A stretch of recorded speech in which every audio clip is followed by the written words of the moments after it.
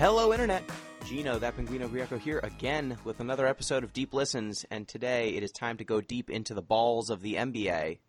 Time to go deep into the basketballs with another episode of our podcast about basketball, which is named Balls Deep. I made the joke, now I can't unmake it, and here we are. I'm joined, as always, by designated tall person, Pete Busby. What's going on, everybody? I'm happy to bring the average height of the podcast up just a tick. I'd be a lot happier if I were 6'10", but I think that ship has sailed at that point. I do have a fun animal fact for this week's podcast. I don't always do them for the NBA episodes, but I found a good one. So, turns out figs, a lot of the times, even all the times, perhaps, have dead wasps inside of them. They do.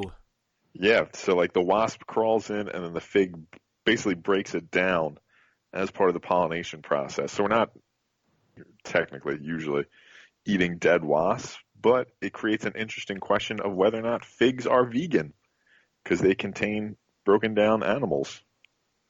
So I can't answer that, but just be aware that when you're eating figs, they're potentially full of bug protein.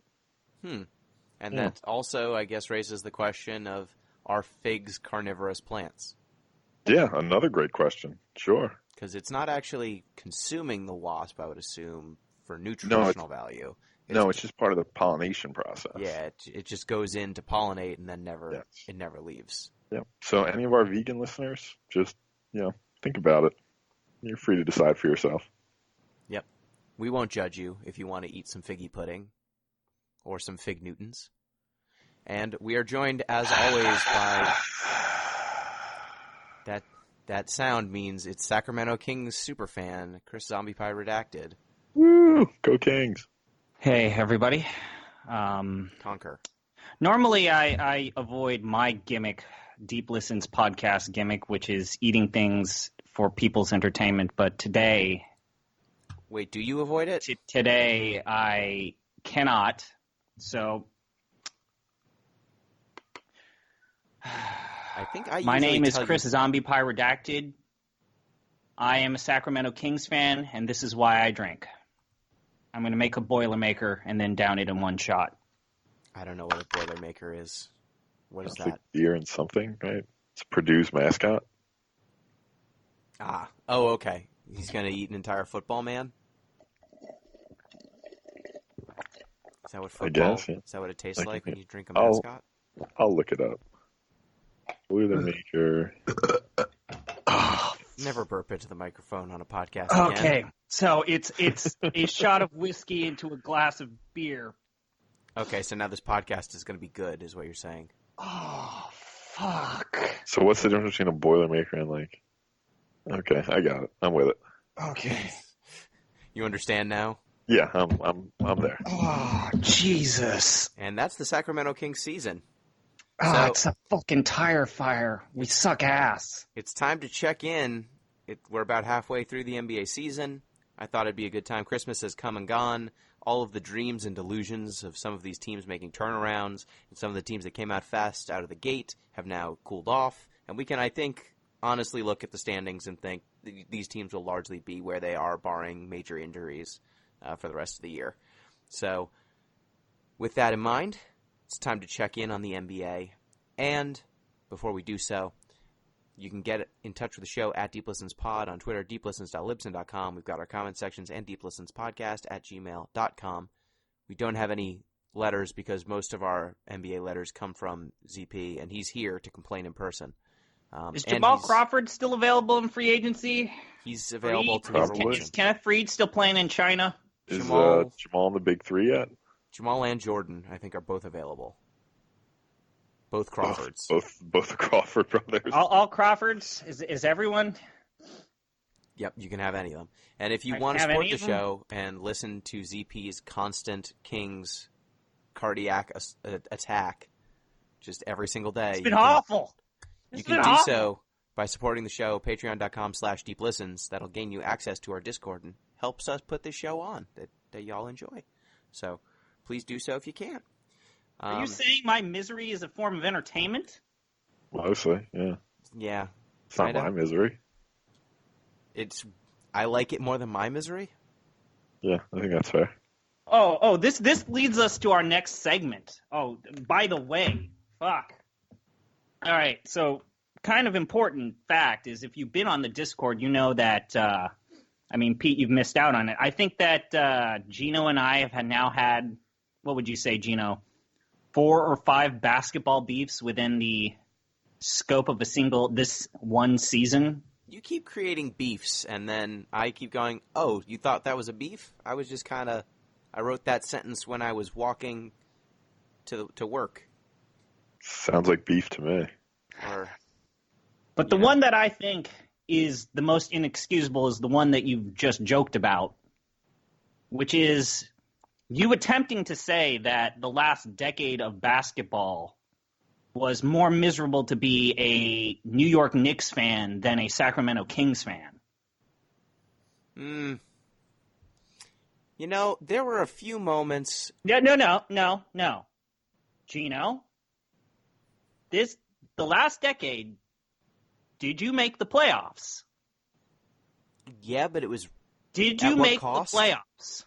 Yes, but at what cost? You made the playoffs twice? Melo led you 3 times, or was it 2?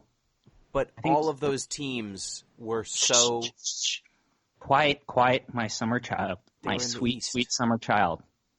I have not seen my team make the playoffs since 2006. Is it really better to be in cap hell and then get bounced in the first round? Just stop and think about where you were in your life in 2006. No, thank you. We traded up to get Papagiannis. At least the Knicks can draft well. And then they never keep him. They haven't kept a rookie since, I think, 2000. It's bad. They haven't re-signed a rookie. We took Jimmer instead of Clay. And Dame. Took Robinson instead of... Oh, fuck. Oh, right. Robinson instead of Dame. God. My bad. I went to a Sacramento Kings. I saw the most dysfunctional, awful, god-awful lineup I have ever seen my entire life. We, in fact, joked about it while you were live streaming Final Fantasy V. This is an actual... I paid tickets to see this team. This was a real starting lineup. Okay. IT. Isaiah Thomas, Tyreek. Yep. Thomas Robinson on the 3. No, wait, Rudy Gay on the 3. Ooh. Robinson. Boogie. That's a real lineup. Those have some Boogie's players good. Who are still in the league. Is Robinson still in the league? No. No! Can't be, right? I actually looked it up. He is now playing on the main Red Claws. Oh, he is? Yes. Go Red Claws. Go Red Claws. They're no Fort Wayne Mad Ants, but they're pretty good. So, what is your counter argument? What's the Knicks counter argument? You made the playoffs. You had someone on your team get like a first place vote during MVP conversations. Like, what's your counter argument here? That the entire time the Knicks basically mortgaged their entire future for first round bumps out of the playoffs. Those teams were fatally flawed. Everyone knew it the whole time. They had no chance of getting past the Heat or really past the Pacers. They just kind of got handled every single year in the playoffs. And yes, in the East, you can make the playoffs every year if you just throw money at the problem. But those teams were always fatally flawed, always were going to lose when the chips were down and when things actually counted. And it was infuriating to see because they gave away all of their young talent, and instead of building a sustainable organization, they decided to sign a bunch of free agents and then just have a coaching carousel that never stops. And I would say that at least the Kings, they've changed ownership. There have been moments where they've given up on players and brought new players in. They have invested in some of their young players to try and make them better. They usually don't get better because they're the Kings. But they at least seem to have some sort of hope. Whereas the Knicks every single year, they trade away every single young player after a season or two. They fire their head coach. They give away picks for no fucking good reason. They assemble these rosters that make no sense. And they will continue to do so as long as James Dolan owns the team. And I have no hope of him getting better after his, 20 years of owning the team? Whereas Vlade gets better every year. He gets less meddlesome. Which is the Vivek, worst part, both. is he's actually getting better at his job every year, and yet he always manages to do one fatally flawed thing or two fatally flawed things every single year. Every year. It's amazing.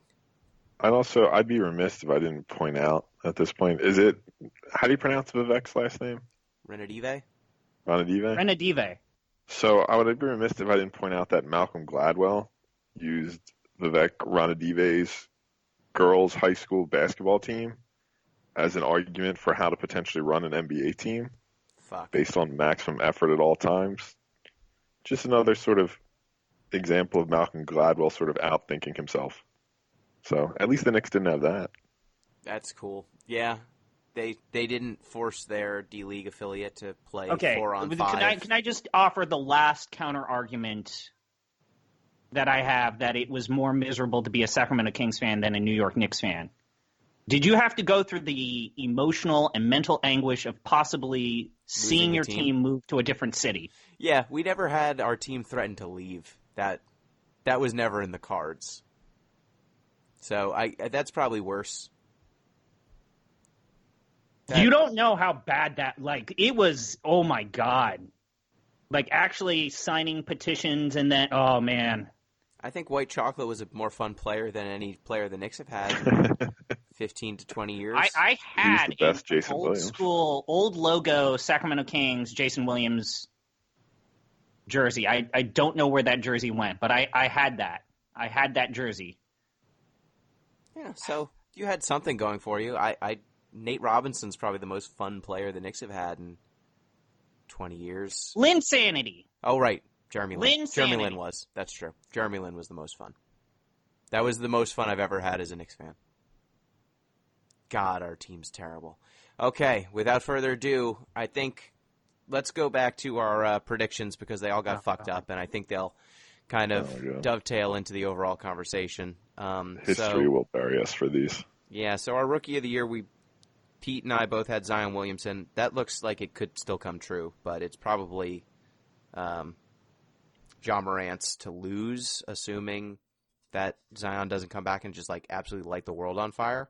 ZP, you threw your vote away and said Carson Edwards. No, can I put a little asterisk saying that I had Tyler Hero also as an alternate. I'd like to switch to Tyler Hero at least to make it more respectable. You can't do that, unfortunately. As much as I would like to change my votes for Steph Curry for MVP and Steve Kerr for Coach of the Year, we can't. So Sixth Man of the Year, Lou Williams, Pete, ZP, you both had him. He's a front runner still. I had JJ Redick. Sweet Lou! Damn straight. Just like last year, JJ Redick was moved from the bench to the starting lineup, on the first day, just completely ruining it for me. Coach of the Year, we have Mike Malone for ZP. That looks like a no. Quinn Snyder for Pete also looks like a no. And Not Steve good. Kerr for me. We all should have gone with Budenholzer. We're fools. Defensive Player of the Year, Paul George for ZP. Nope. Joel Embiid for Pete. That looks good. That looks like you probably might get that. I had Rudy Gobert. That seems like a maybe, but I think Joel's probably better. Most improved, ZP, Jared Allen. Nope. Pete, Marquise Chris. I got the right team. I got the wrong player on the Nets. If I had picked Spencer Dinwiddie, that would have been a solid pick. I saw an article on whether the Warriors should waive Marquise Chris. He's coming. Look, don't lose faith. Season's long. He'll come around. And every time I watch Marquise Chris play, I look at him and I'm like, that man's a basketball man. And then I see him do anything with the ball and go, oh no. No, he's not. He's Marquise Chris. I had Jonathan Isaac. He's doing really well. He might be an all-defense team member by the end of the season, but I don't think he's going to get most improved. You have to score more points than he's scoring.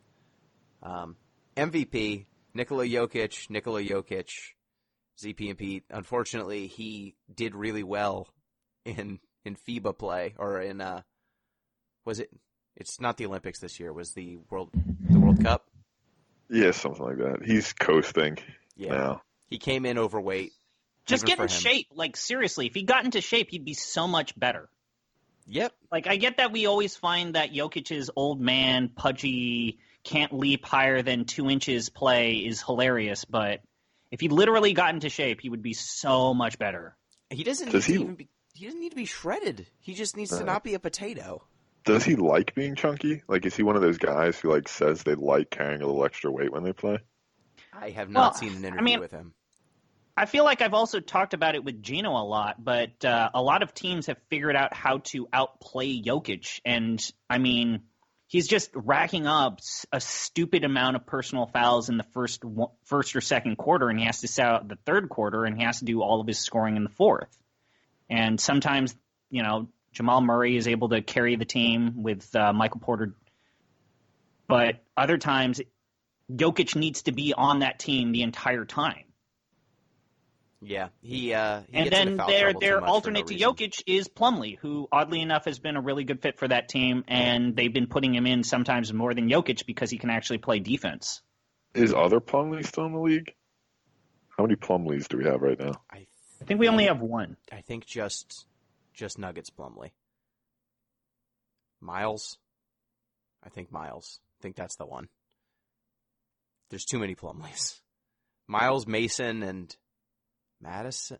I forget what the third Plumlee is. He's not in the NBA anymore. I don't think I have to think about him. Third Plumlee? There's a third Plumlee. He was drafted by the Knicks. Is he the Manning of the Plumlees? He made the NBA at least. That's pretty good. He was on the Knicks for a bit, and like a season or two, and then I think he fell out of the NBA, as is the destiny of all Plumlees. So yeah, I don't think Jokic is gonna. If he lost the weight and if he could control his temper, I think he'd be in a much better position. But unfortunately, neither of those things seem to be the case yet, and it's really hurting the Nuggets. I had Steph Curry who broke his hand. So there are, just to clarify, it looks like there are. No, there's only one Plumlee. Oh, thank goodness. There's only Mason. We lost Miles. Okay, only Mason. Yes. They all start with M's. How dare their parents do this to us? Then for our playoffs, for our East bracket. This is where we really messed up. ZP had Bucks, 76ers, Celtics, Heat, Nets, Raptors, Pacers, Magic. So you got them, but not in the right order. Yeah, I know. Pete, you had Bucks, 76ers, Pacers, Nets, Celtics, Raptors, Heat, Pistons. No good on the Pistons. No good on the Pistons. And then, hey, but Luke Kennard looks good on the Pistons. He does, and it's worth mentioning, like, the difference between the Pistons and the Magic is 3 games, so it's nothing. The Magic could blow that. Yeah, totally. I had Bucks, 76ers, Raptors, Celtics, Magic, Heat, Pacers, Nets. So I had all the right teams, but in the wrong order also. ZP was the closest so far, but the season is still... We're only halfway, and the Nets and the Magic are really close to each other. But it looks like the top 4 or the top 6 are pretty... So is now for us to pick apart Pete and ask him, yo, Pete, what the fuck's going on with the 76ers? Yeah, we are absolutely going to discuss that. Quick question first. Who had the Heat the highest? I did. Where? Yeah, ZP did. He had him 4th. Oh, damn. Okay, pretty good. Okay, so... I told you all at the time that I think that Jimmy Butler, all he needs is to be the number 1 option of a team and a couple of complementary pieces, and he's set. I hate him so much. The real secret was Bam Adebayo just being the best player. A most improved, candidate, a solid candidate for most improved, yeah. Yeah, the secret was making him the best player on the team, or second best player on the team. But, yeah, I had the Raptors the highest, so that was nice. Pete, you had, let's see, the Pacers the highest, which I guess is good. Woo! Yay! Yeah, you believed in the Pacers the most. Oh, I didn't have... Yeah, I had the Pacers. Yeah. So I think we were all got the general gist. So good on us on the East. Then on the West... ZP, you had Nuggets, Clippers, Lakers, Jazz, Spurs, Blazers, Rockets, Warriors. So the Warriors being fucked up, I think, ruined all of us in varying degrees. Yeah, I mean... None of us thought last. None of us saw literally half the team go out like literally half the team go out. Yeah, we didn't anticipate that. Neither did Willie Cauley-Stein. All of us doubted the Lakers to varying degrees. Turns out that was wrong. And very much so. I think, let's see, ZP, you believed in, the only thing that was super wrong here was the Warriors, which, their best player breaks his hand. See, all of my misses on the special categories, I nailed, like it translated to my predictions for my 8 being more solid. But it evens out. It's the law of averages. Yeah, and then Pete, you had Nuggets, Jazz, Clippers, Blazers, Lakers, Warriors, Rockets, Spurs. So the problem here was the Warriors again. And Jazz. Not a great look for me. Yeah, it's not been a good year for Mike Conley. This has been the least Mike Conley season I've ever seen. Yeah, he's declining rapidly, it looks like. Something's up. And then He's supposed to be the LaMarcus Aldridge of his position. Don't insult Mike Conley like that. Yeah, that is damning with faint praise if ever I heard it. And I had Rockets, Nuggets, Jazz, Warriors, Clippers, Lakers, Spurs, Kings. So 3 of my teams are not there. Though the Spurs, it's a slap fight for the 8 seed in the Western Conference. Like, the Blazers are at 15 wins, Spurs are at 14, Suns are at 14, Grizzlies are at 14, Wolves are at 13, Kings are at 13, Pelicans are at 12. So 3 wins separate the 8 seed from the literal second to last team in the West, which I did not see the bottom falling out of the West this year coming at all.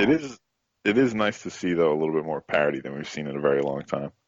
Like, both leagues are pretty solid, at least until we get to, like, 7-8. Yeah, 7-8 is kind of a horror show for both divisions, though both conferences, but the Thunder, we really disbelieved in them, and turns out Chris Paul and Danilo Gallinari are too good to have a team suck with them on it. And Steven Adams. On the same token, I do not trust that team getting any further than maybe the first round. Oh, no, they're going to get bounced immediately. Oh, my God. They have now? They'd have, the Nuggets? Yeah, they're not going to beat the Nuggets. Yeah, but it's cool to see them. And I think there's one team on all of our predictions that we were all completely wrong on, and I feel the worst about it because the Dallas Mavericks should have been my pick instead of the Kings in terms of the team from the chaff to jump out and make the leap this year. I thought that Luka would make the leap from Rookie of the Year to All-Star. I didn't think he'd make the leap from Rookie of the Year to MVP candidate. Yeah, he's still the cat and ball. Yeah. And I think we just have to go back to last year when we were looking at the rookie class and who was coming in. And at the time I was saying, hey, this guy was the MVP of the entire Eurobasket at 17. Like, he was a child playing against actual adults and was the best player in the entire league. And that translated immediately to the NBA. And it was only a matter of time before he figured out the NBA game to the extent that he could dominate it as well. He's basically the closest thing to LeBron as a player, like in terms of what he's doing, rebounding, passing, scoring. He has a complete game already. He can score from everywhere. He's an excellent shooter. He's not the athletic freak that LeBron was, but in terms of just like all around running the offense at a really young age at a high level, there's no one quite like him. And I'm not going to go there with the Kings. I don't want to get to the big discussion of whether or not he is better than LeBron in his second year in the NBA. Oh, I think he is better than LeBron was at this age.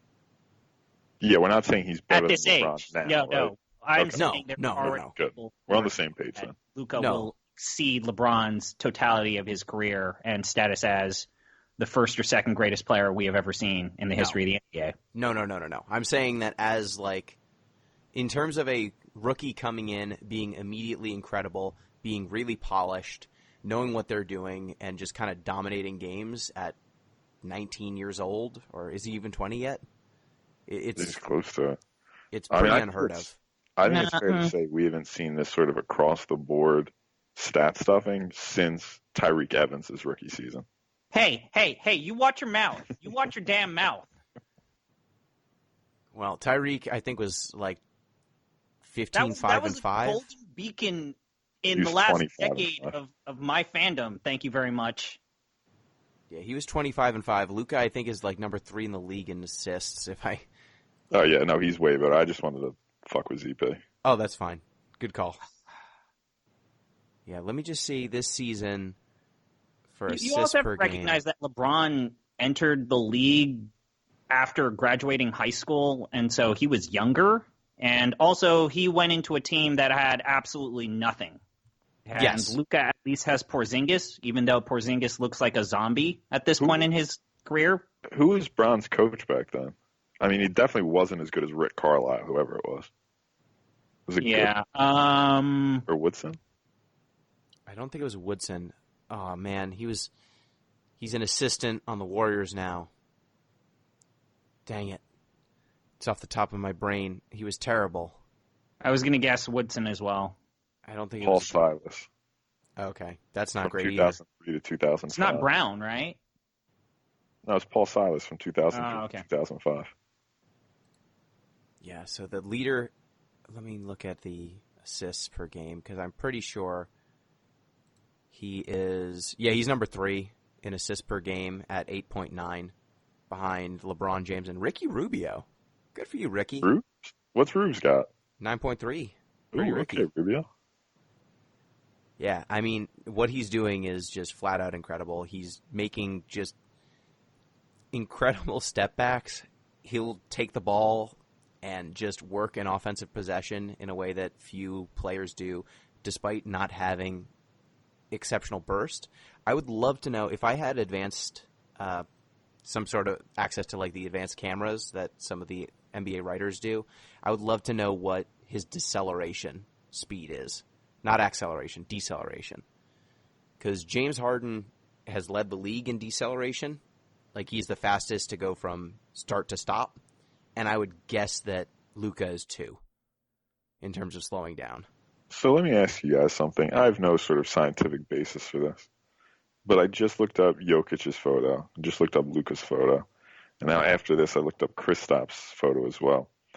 Do you think statistically the European players take worse photos? Because they're all goofy as hell in their photos. That's a great question. I think that their overall confidence and just being comfortable in their own skin allows them to take photos where they can be vulnerable. That's what I think. It's not like vulnerability. It's just goofiness. Rubio's is pretty terrible, too. His is less goofy, but beard's not really helping him. No. He's made some weird hair choices, Ricky Rubio. So, yeah, I mean, I think that the Mavericks, I just underestimated how robust that team was, how many solid role players they had at all the positions. I forgot that Hardaway Jr. is actually a solid player when he's just overpaid, but he's a good basketball player. And when he's not asked to be the best player on a team, he can be like the third best player. He's fine. He's completely reasonable. And the Mavericks seem like they're going to be one of the best offensive teams in a long time. It's really impressive what they're doing. But I'd like to see at least Luka.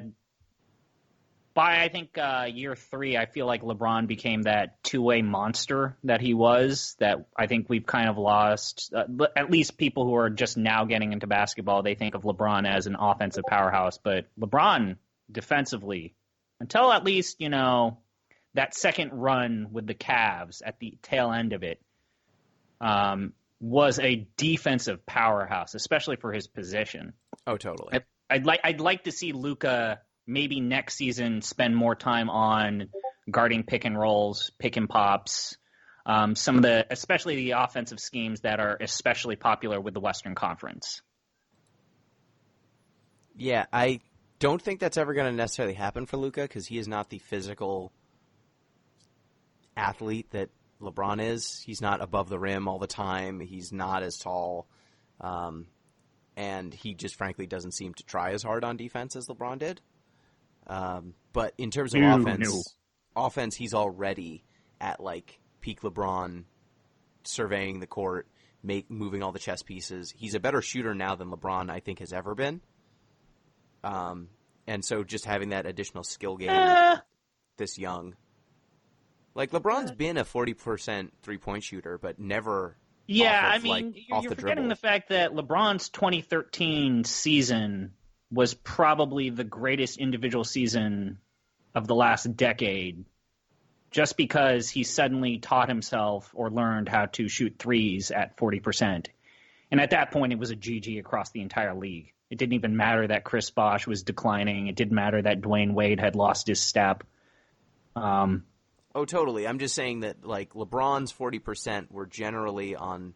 He didn't shoot as many pull-ups as Luka. He never shot as many attempts as Luka. And Luka's 19. Like, he's already... I think he's up around 40%. Let me just check. But I'm pretty sure... He's like 32. Really? On the year, yeah. He's taken nine attempts, and he's at like 32%. Oh, okay. Maybe I'm just overestimating his shooting because the attempts are so difficult, and he seems to make them so often when I'm watching. Yeah, 32 is not great on percentage, but on 9 attempts, and he's almost never assisted. He's usually generating his own looks. That's not awful, but it's not what you want to see, certainly. Okay. I mean, I guess we'll see if he can get up to like 40%. But I think if he was just a little bit more open, we'd see that number creep up. But what he's doing is absurd, and the Mavericks as a whole, like Rick Carlisle, that guy's really good at coaching. And I think something else that we all missed, well, I didn't. I had the Rockets as the number 1 team in the West. Y'all doubted them. I still do.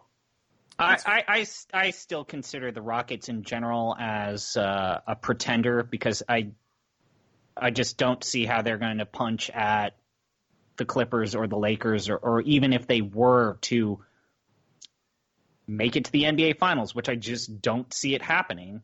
I don't know how they stop Giannis. I don't know how that bed of dysfunction works long term, especially if they're going to keep a hold of Russell Westbrook because they're locked in deep. Oh, yeah. I think that Russell Westbrook is actively hurting them. It's a real bad look now that Chris Paul is playing some really good basketball right now. Yeah, and I think we're really not going to be able to judge that trade until the playoffs because Chris Paul was there's 2 things. One, it seemed like Chris Paul and James Harden hated each other. Yes. And if they hate each other... It wasn't a skill trade to begin with, as far as I'm concerned. Yeah, they just... One of their best player hated their second best player, and that meant that they couldn't keep going that way. But also, at the end of the season, Chris Paul was always injured come playoff time when it really counted, and Russ hopefully will not be. Now, the problem is... Sorry, have you guys looked at Russ's three-point stat lately? Oh, yeah, it's abysmal. It's 235 on almost 5 attempts a game. That's insane. 235. Yeah, making 1 out of every 5 3-pointers. When he's wide open, he couldn't be any more open. It's wild. I thought that maybe him being completely open for the first time in his career would allow him to hit more shots, but it turns out his shot's just completely broken, and it doesn't matter how open he is. Like, there's so many times I'm watching Rockets games, he catches the ball off of a pass from Harden, his guy is sagged 5 feet inside of the behind the line, 5 feet inside of the line, and he just doesn't even think about shooting. He puts it on the deck, and then even he's not fast enough to blow by someone who's got that much of a cushion, and then he just kind of goes nowhere. Man, it's not great, but I was starting to talk about the Rockets because I wanted to highlight James Harden's season. ZP, where do you think James Harden is right now on highest points per game ever? Isn't he points per game? Yeah, points per game for a season. Isn't he like... For a season. He's behind Wilt. I think he's 3rd or 4th behind Wilt. Everybody's behind Wilt. Yeah, so he is currently in the 4 spot behind Wilt Chamberlain's 61-62 season, where he scored 50.36 points per game. A different time. He scored as many points as he wanted to. Was that the year he averaged 48.5 minutes a game, too? Yes, I believe so. Then That's absurd. he had 44.83 points in the 62-63 season. He had 38.39 in 60-61. And then at number 4 is James Harden's current season at 38.38 points per game. So he could actually slide into the number 3 slot behind 3 Wilt Chamberlain seasons where he was basically playing against children, like people who would not have made the league even like 10 years later or even close to it. Then at number 5 is, again, Wilt Chamberlain. And then number 6, Michael Jordan at 37.09 points per game. And then another Wilt season, and then James Harden. So James Harden might own 2 of the top 10 scoring seasons in NBA history as long as he just keeps up his current pace, which he's actually improving his points per game, as insane as that is when he's averaging 38. It's unheard of what he's doing right now, and he's playing with Russell Westbrook, who has an insane usage number, like, for a regular player. Like, both of these guys existing on the same team and being able to play together is borderline baffling. Have you seen any of their play, Pete or ZP? Have you been watching them? What, the Rockets? Yeah, like how they actually No. make that work? Like, the Rockets are... James Harden is the least interesting, incredible player of all time, as far as I'm concerned.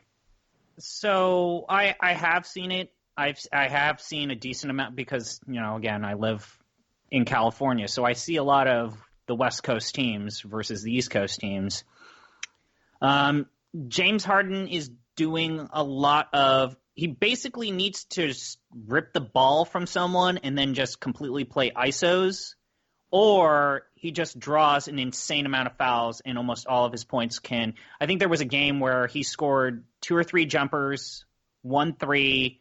He averaged like 30 or 30 points, and like 12 of those points came from free throws. Yeah, that's a really normal James Harden game. Getting about 12 free throws, making all of them, and then just being wildly efficient. But the way that they have to play, because Russ and James dominate the ball so much, is the other players on the team almost never dribble. They just catch the ball and immediately shoot, or catch the ball and immediately pass it.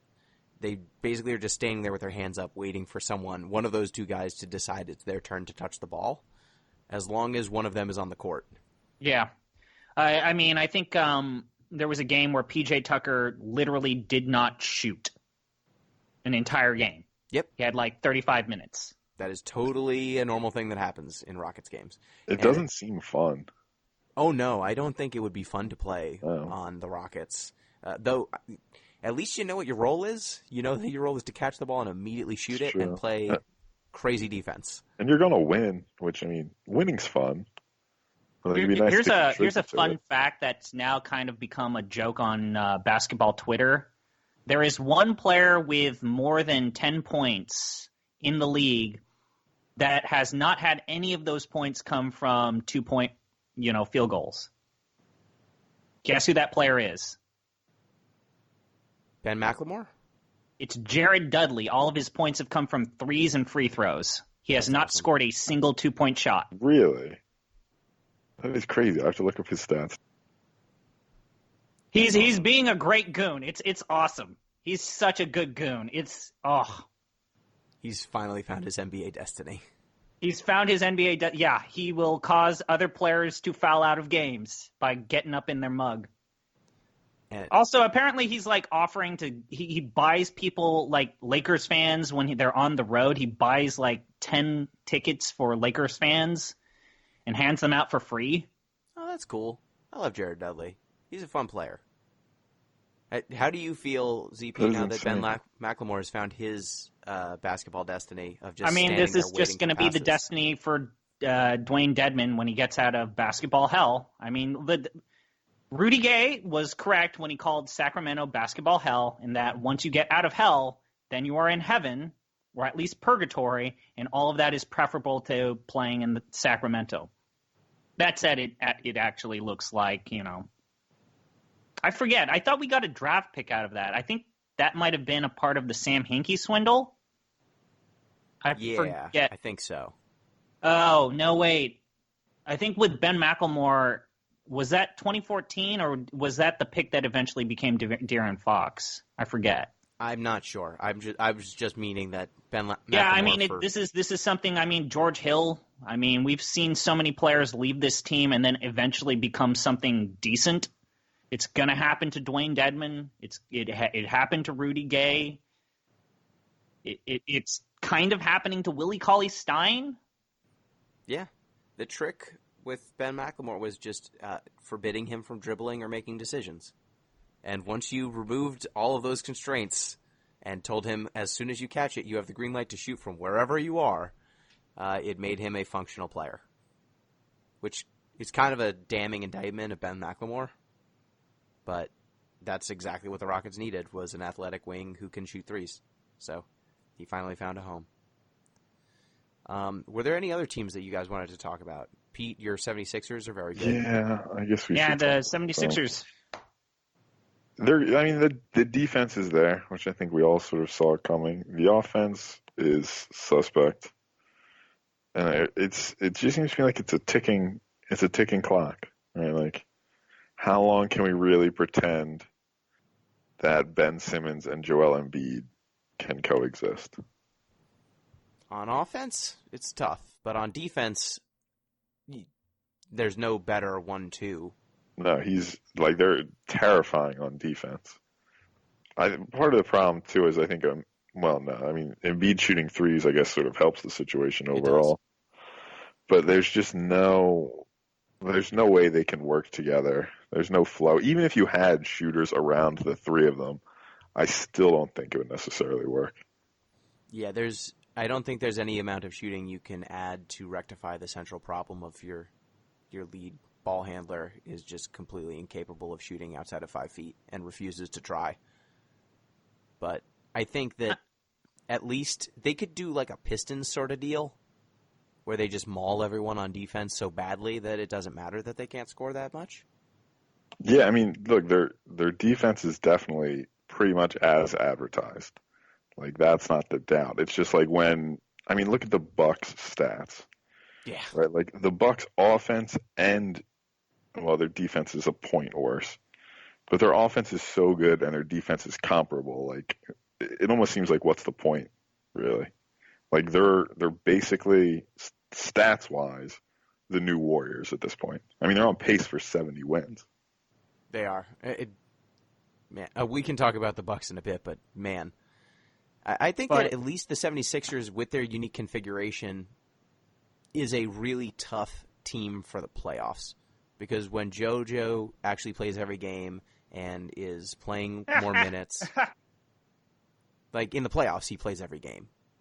They don't give him rest except days. when he gets diarrhea. You can't blame the guy for that. That's not his fault. But I mean, my joking aside, the central problem is like, okay, so you've decided that you want to break up this tandem. Which piece do you keep?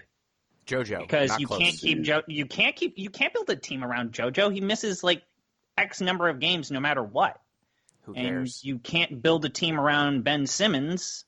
Like, both of these players are flawed in a way to where finding a complementary piece that masks that problem. Like, this is the reason why I don't understand why so many people are considering the 76ers trading Al Horford. It's like, what? Yeah, he's not the piece that... He's not the problem. Also, you need someone to be there when JoJo decides to not take his health seriously.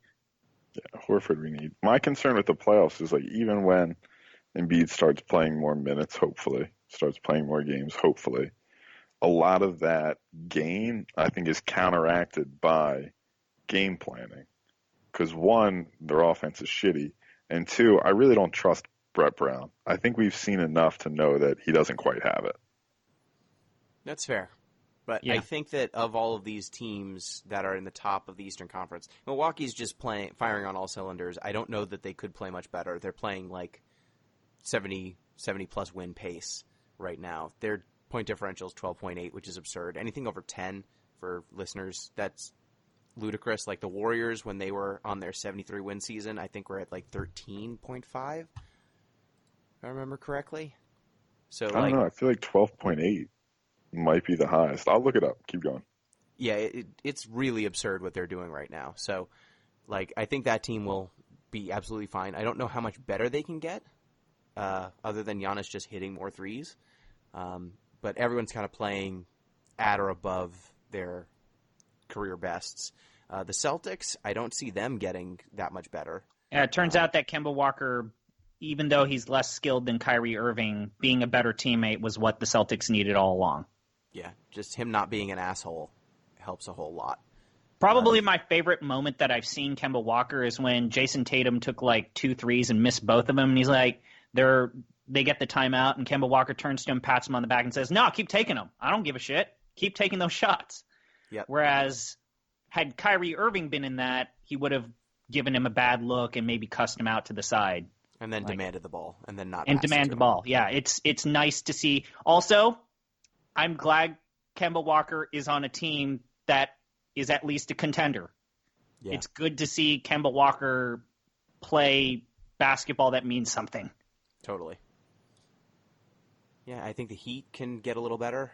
They obviously can trade some of their bench players or some of their excess players and jump a level if they want to.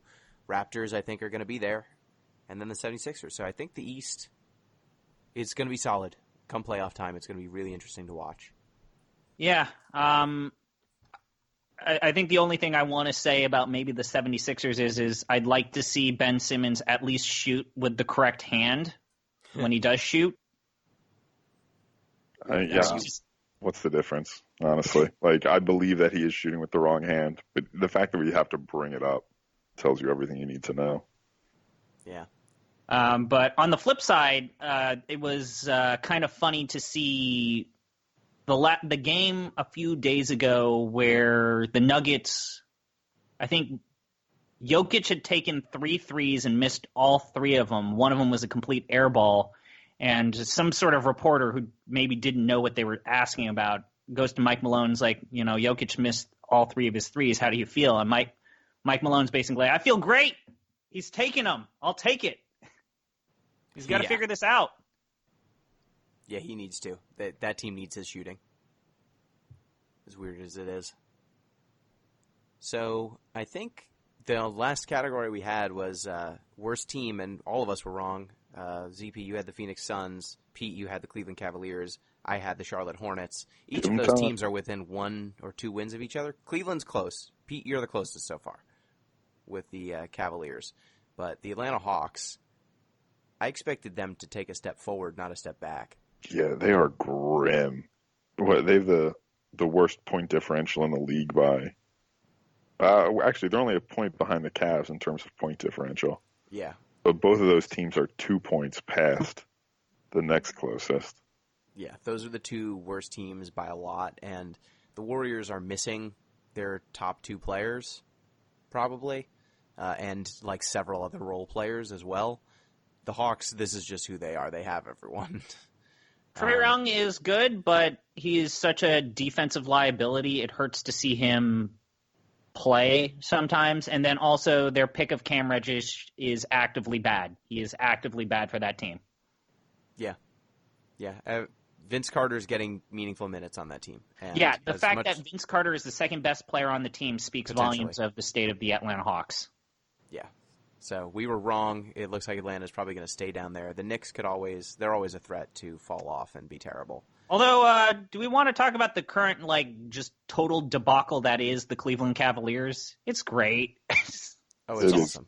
It's seeing hilarious. a pissed off Kevin Love is just great. He does not want to be there. What is he doing this year? Let me look up his stats. Is he any good?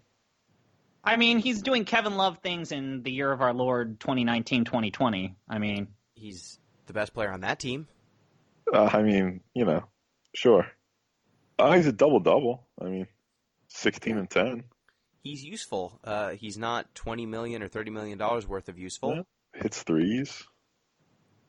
He could be on a team. He could be useful. I guess if we ever play the game of say one nice thing about every team, I like the odds of the Cavaliers getting something good out of trading Kevin Love, if that makes sense. I don't know who they would trade him to. He's making so much money. I know, but there's always one team that you can sucker. It's true. Who could use him the best? The Sacramento Kings. No, god damn They're it. one piece away. You know, they really need a power forward.